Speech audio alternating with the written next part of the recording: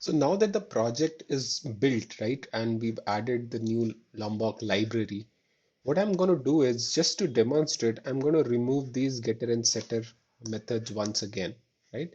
So we just have these two field names which are private. I'll come back to the service, and as you would assume, these two are not compiling anymore, right? Because the setter methods do not exist. So now what I'll do is I'll come here and just annotate it with something called @data. So as you can see that when the project is built, you'll be able to see the Lombok annotations start showing up on most of the editors, right? The autocomplete features will start showing the Lombok annotations, and I'll just annotate it with @data, right?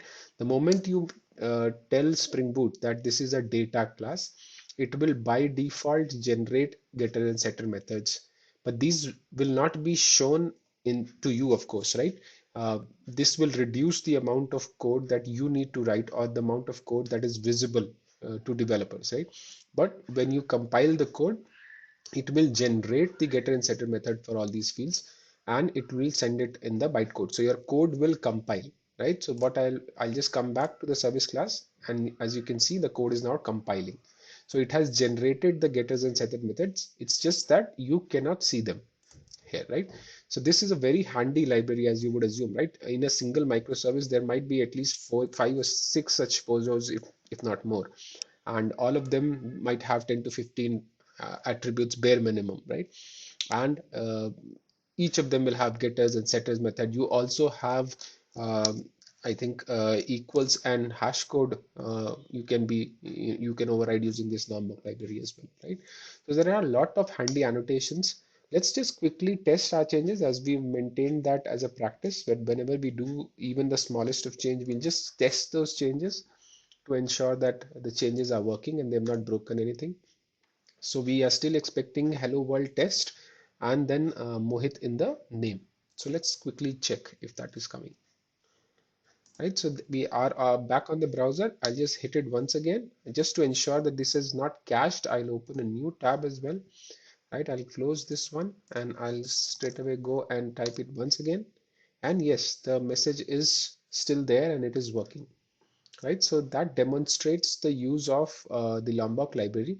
We can also use another feature or another annotation of Lombok. So this, as you can see, this is just 3 lines of code that we need to write in order to uh, set these values. But the alternative is to basically just pass this in the constructor, right? I might also want to reduce the lines of code over here, let's say. So what I can potentially do is I'll pass both of these attributes in the constructor itself, right? And as you would assume, it's complaining because there is no argument constructor here, right? We just had the default no argument constructor. Now, either I can create the constructor here, as the editor is also suggesting that you create a constructor, something like this. But again, this is again boilerplate code, which probably doesn't make too much of sense, right? And since I just have these two fields and I need a constructor for all the fields that exist in this folio, I'll just say all args constructor, right? And it created an all args constructor for me. It's complaining because it's already able to see a constructor, right? So I'll just quickly remove this and now it's happy, right?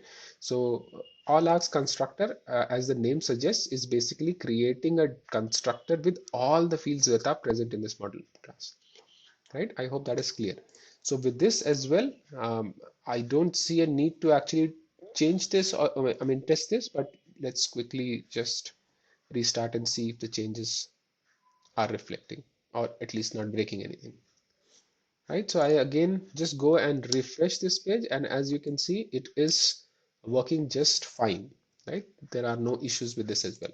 So in this video, we've seen a new library called Lombok, and we've seen 2 such annotations that we can use. We're going to see a lot many more annotations as we go along, but these 2 will come quite handy when we have to set values or when we have to get values from these model classes.